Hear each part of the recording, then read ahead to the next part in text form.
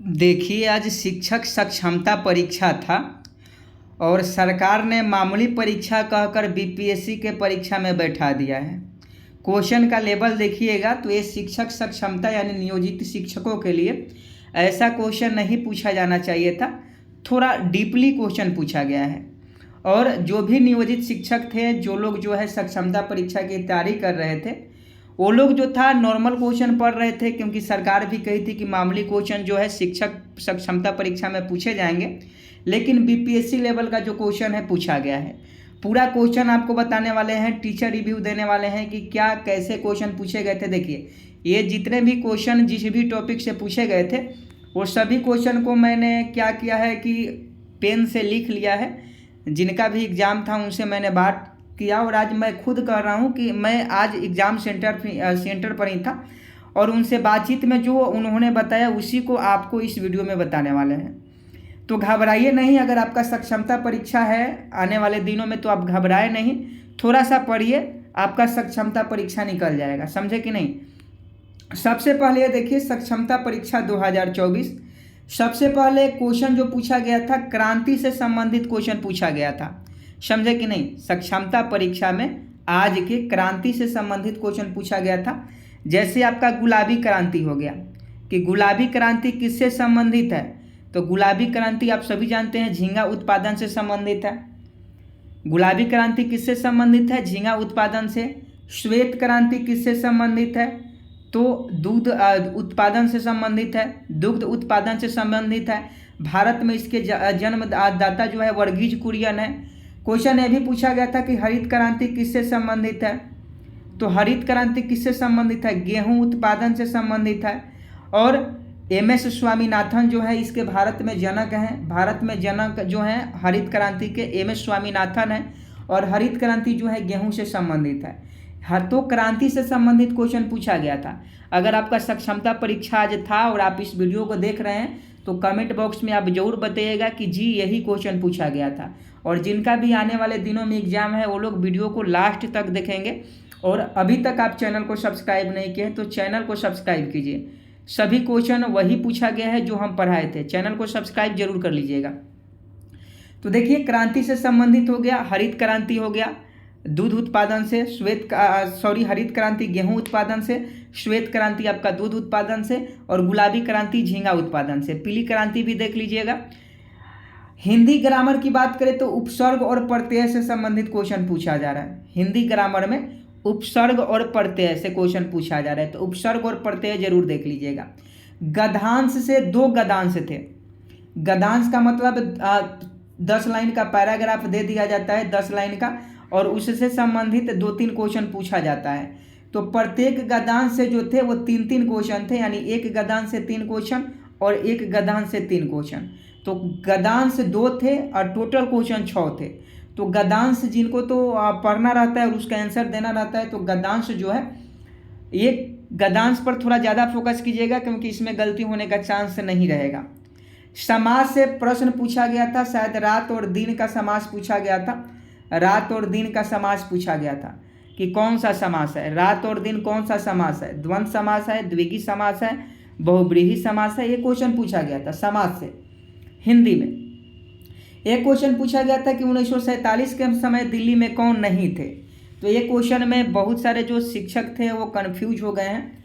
लेकिन आपको बता दें कि जब 1947 के समय हमारा भारत देश आज़ाद हुआ तो 1947 के समय दिल्ली में जो थे महात्मा गांधी नहीं थे। महात्मा गांधी नहीं चाहते थे कि 15 अगस्त को जो है स्वतंत्रता दिवस मनाया जाए। समझे कि नहीं। इसी कारण से वो दिल्ली में नहीं थे। आप हिस्ट्री पढ़िएगा तो आपको ये देखने को मिलेगा कि 1947 के समय दिल्ली में कौन नहीं था, तो महात्मा गांधी नहीं थे। नेक्स्ट क्वेश्चन पूछा गया था, भगत सिंह सुखदेव राजगुरु को फांसी कब दी गई।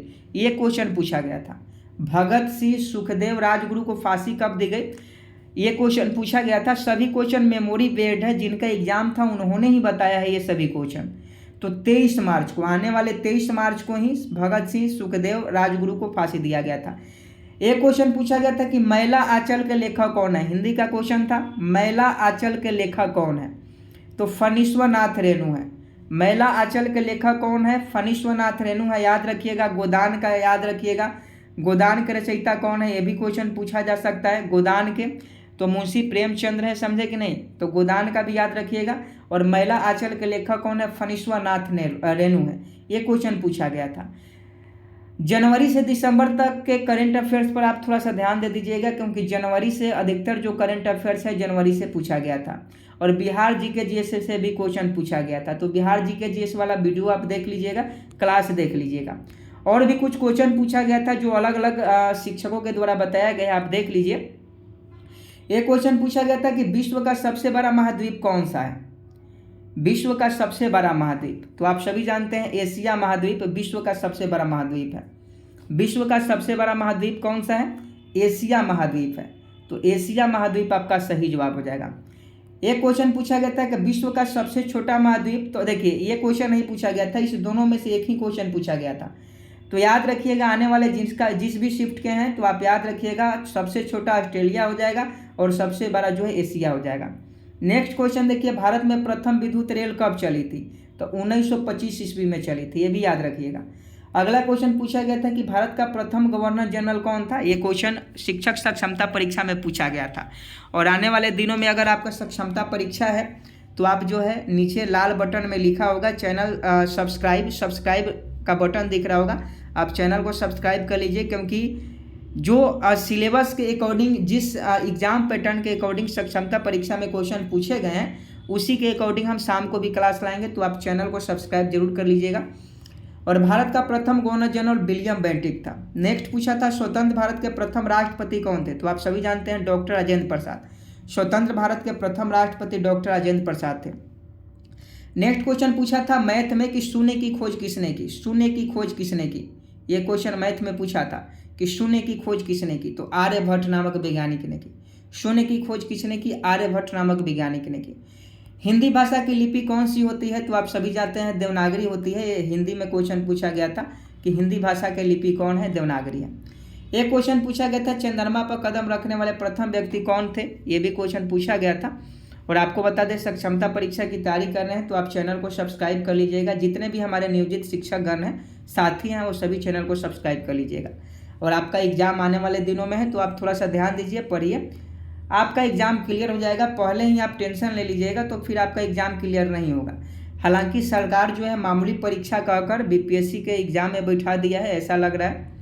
तो चंद्रमा पर कदम रखने वाले प्रथम व्यक्ति नील आर्मस्ट्रांग है। नेक्स्ट क्वेश्चन था कि राज्यसभा सदस्यों का चुनाव कितनी अवधि के लिए किया जाता है, 6 वर्षों के लिए किया जाता है। 6 वर्षों के लिए राज्यसभा सदस्यों का चुनाव किया जाता है। नेक्स्ट क्वेश्चन पूछा गया था भारतीय संविधान में कितनी अनुसूचियां हैं, ये भी क्वेश्चन पूछा गया था कि भारतीय संविधान में कितनी अनुसूचियां हैं, तो 12 अनुसूचियां हैं। नेक्स्ट क्वेश्चन पूछा गया था मनुष्य शरीर में सबसे छोटी हड्डी कौन सी है, ये 2-4 दिन पहले ही क्लास में बताए थे, एस्टेब्लिश है, साइंस का क्वेश्चन है। नेक्स्ट प्रश्न देखिए, महात्मा गांधी जी का जन्म शायद पूछा गया था, तो 2 अक्टूबर को हुआ था और ये 1947 में दिल्ली में नहीं थे, समझे। नेक्स्ट क्वेश्चन पूछा गया था सूर्योदय का देश किस नाम से प्रसिद्ध है। सूर्योदय का देश किसे कहा जाता है, तो जापान को कहा जाता है। कागज का आविष्कार किस देश में हुआ, तो चीन में हुआ था। चीन में कागज का आविष्कार हुआ था। नेक्स्ट प्रश्न है सबसे प्राचीन वेद, एक क्वेश्चन पूछा गया था ऋग्वेद में, और देवनागरी लिपि वाला भी क्वेश्चन पूछा गया था। विश्व में सर्वाधिक जनसंख्या वाला शहर कौन सा है, तो टोक्यो है। और सर्वप्रथम किसने सम्राट अशोक के अभिलेखों को पढ़ा, तो जेम्स प्रिंसेप ने पढ़ा। तो ये सभी जो क्वेश्चन थे शिक्षक सक्षमता परीक्षा में पूछे गए थे, जिन शिक्षकों का भी एग्जाम था उन्हीं ने एक क्वेश्चन बताया था। और आपको बता दें कि इजी नहीं कर सकते हैं, आप मॉडरेट कर सकते हैं, क्योंकि आप कॉम्पिटिटिव एग्जाम की तैयारी थोड़े ना करते हैं, इसलिए आपके लिए मॉडरेट है। और आपको बता दें कि मामूली परीक्षा कहकर जो सरकार जो है ये बीपीएससी क्वेश्चन लेवल का क्वेश्चन पूछ रही है, तो ये गलत बात है। और उम्मीद है कि आगे से शिफ्ट में जो है हल्के हल्के प्रश्न पूछे जाएंगे। और क्रांति से संबंधित उपसर्ग प्रत्यय गद्यांश से 2 गद्यांश थे, इंग्लिश में भी गद्यांश थे और हिंदी में भी गद्यांश थे।